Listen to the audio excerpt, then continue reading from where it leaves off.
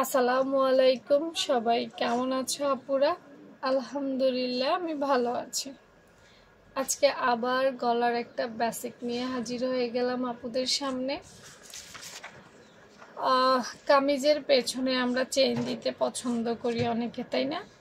যারা ফিটিংস জামা পরতে চায় তাদের কিন্তু কামিজের পেছনে চেইন দিতে হয়, না হলে জামা কিন্তু ঢোকে না।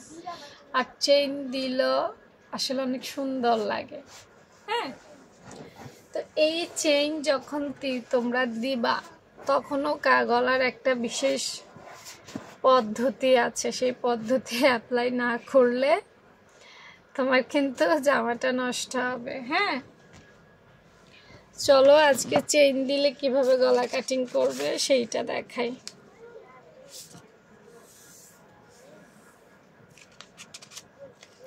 চেইনটা ব্যাক পার্টেও দেওয়া যায়, ফ্রন্ট পার্টেও দেওয়া যায়, ক্ষেত্র বিশেষ প্রয়োজন অনুযায়ী। হ্যাঁ, আমি দুইটা কাটছি, দুইটাতে বোঝাবো, ভুলও বোঝাবো সঠিকও বোঝাবো। ক্লাসগুলো একটু মনোযোগ দিয়ে দেখবা। সবগুলো ক্লাস সিরিয়ালে আছে, পেজে ঢুকে ভিডিও অপশন থেকে দেখে নিবা আগের ক্লাসগুলো। হ্যাঁ, আচ্ছা এখন দেখো, মনে করো নর্মালি আমরা একটা গলা কাটি।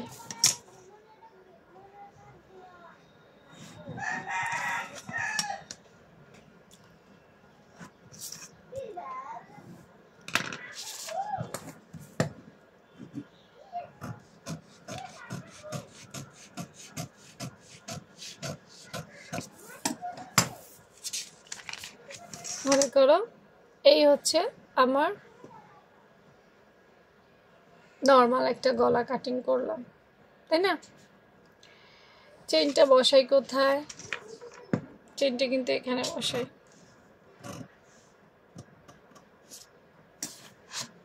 এখানে চেইনটা বসাই না, এখানেই তো চেইনটা বসাই। এখন এই চেইনটা বসাইতে গিয়া চেইনে সেলাই করতে হয়, তাইলে এখানে আধা, এখানে আধা। এটা সেলাইয়ের জন্য ভাই কাটতে নিতে হবে, নাহলে তুমি কি হাওয়ার মধ্যে চেইন বসাবো নাকি? পট্টির মধ্যে বসাইতে হবে না। এইখানেও আধা চলে যায়, এখানেও আধা চলে যায়, দিন শেষে কিন্তু পিছনের গলাটা এরকম হয়ে যায়। এটা তো কাগজ সুন্দর দেখা যায়, মূলত এত সুন্দর থাকে না, এটা কেমন যেন এরকম টাইপ হয়ে যায়। আমি তো এটা কাগজ বা এইভাবে বোঝা যায়, আসলে কিন্তু গলাটা এরকম হয়ে যায়। যারা এই প্রবলেমে পড়ছো তারা বুঝবা, বাকিরা হয়তো খেয়াল করো নাই ওইভাবে সূক্ষ্মভাবে।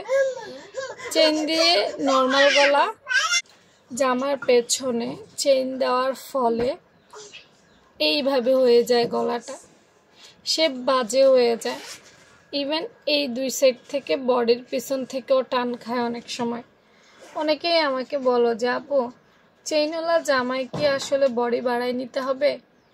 আরে না ভাই, চেইনওয়ালা জামায় বডি বাড়াইতে হয় না। হ্যাঁ, কিছু কিছু ক্ষেত্রে হয়, সেটা আলাদা ব্যাপার। মূলত ওই যে এখানে কাপড় কমে যায়, তো এদিক থেকেও টান মারে, এখান থেকেও টান মারে, মানে বগলের নিচ থেকে টান মারে। অনেকে ভাবে বোধহয় বগল ছোট নিয়ে ফেলছে এই জন্য টান মারতেছে, আসলে না। সমস্যা কিন্তু চেইনের কারণে হয়। তাহলে আমরা চেইনটা দেওয়ার ক্ষেত্রে কিভাবে কাটবো আমরা সেটা খেয়াল করব। এটা ভুল ছিল, তাই না? এবার আসো সঠিকটা করব। সঠিকটা কিভাবে করব দেখো, যেহেতু চেইন সেলাই করতে হবে। চেইন সেলাই করতে কতটুকু কাপড় লাগে? মিনিমাম আধা ইঞ্চি লাগে। 2 সুতায় চেইন বসে না। আধা ইঞ্চি সেলাইয়ের কাপড়টা এখান থেকে সরাই নিবা, এরপর তুমি গলার মাপ নিবা। এই সূত্র শুধুমাত্র চেইনওয়ালা জামায়, অন্য কিছুতে না। হ্যাঁ, আবার অন্য কিছুতে কেউ অ্যাপ্লাই করো না ভাই, সব কিছুর আলাদা আলাদা সিস্টেম আছে। চেইনের জন্য কি এতটুকু রেখেছি, এখান থেকে মাপ দিয়েছি কারণ সমানে আসতে হবে, তাই চেইনের জন্য আমাদের এতটুকু চেইন লাগানোর জন্য বাদ দিতে হবে। এরপর তুমি নর্মাল শেপে দাও, তোমার শেপ এখান থেকে শুরু হবে। এটা কিন্তু সেলাই বাদ যাবে, এটা মাথায় রেখে কাজ করতে হবে। তো তারপর আমরা সুন্দর করে কেটে ফেললাম।